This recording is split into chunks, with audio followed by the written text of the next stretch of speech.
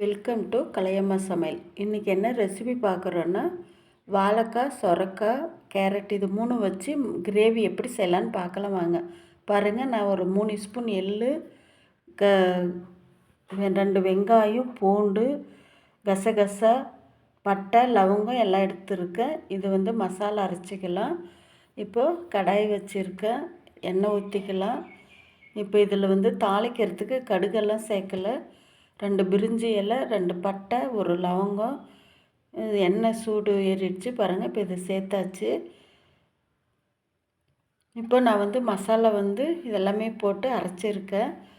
நீங்கள் தேங்காய் வேணும்னாலும் சேர்த்துக்கலாம். நான் தேங்காய் சேர்க்கலை பாருங்கள். இப்படி அரைச்சி எடுத்துக்கலாம். இப்போ எண்ணெய் நல்லா காஞ்சி இப்போ மசாலா சேர்த்துக்கலாம். பாருங்கள், நல்லா கொதி வரட்டும், பச்சை வாசனை போயிடும். இப்போ மசாலா சேர்த்திக்கலாம். மிளகாத்தூள், கரம் மசாலா, தனியாத்தூள், மஞ்சத்தூள் எல்லாம் சேர்த்து கலந்துக்கலாம். இப்போ நல்லா ஒரு கொதி வரட்டும். இப்போ உப்பு கொஞ்சம் சேர்த்துக்கலாம்.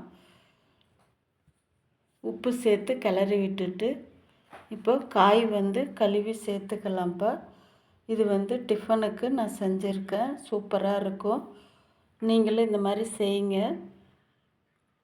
வாழைக்காய், சொரக்காய், கேரட் இது 3 சேர்த்துருக்கேன். நல்லாயிருக்கும். இப்போ நல்லா காய் வணங்கட்டும்.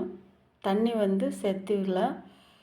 பாருங்கள், கொஞ்சம் காய் கொதிக்கணும் இல்லையா, அதனால் கொஞ்சம் தண்ணி வச்சுருக்கேன். நல்லா கெட்டி ஆகிடும்.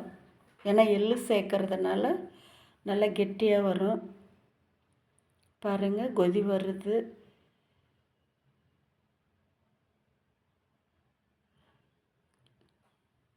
பாருங்கப்போ நல்லா திக்னஸ் ஆகிடுச்சு.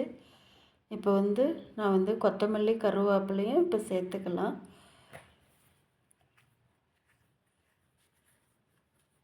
பாருங்கள், நல்லா கொதிச்சிடுச்சு. இப்போ கொத்தமல்லி, கருவேப்பிலை சேர்த்து இறக்கிடலாம். இப்போ நான் தோசைக்கு இந்த மாதிரி செஞ்சுருக்கேன் ஃப்ரெண்ட்ஸ்.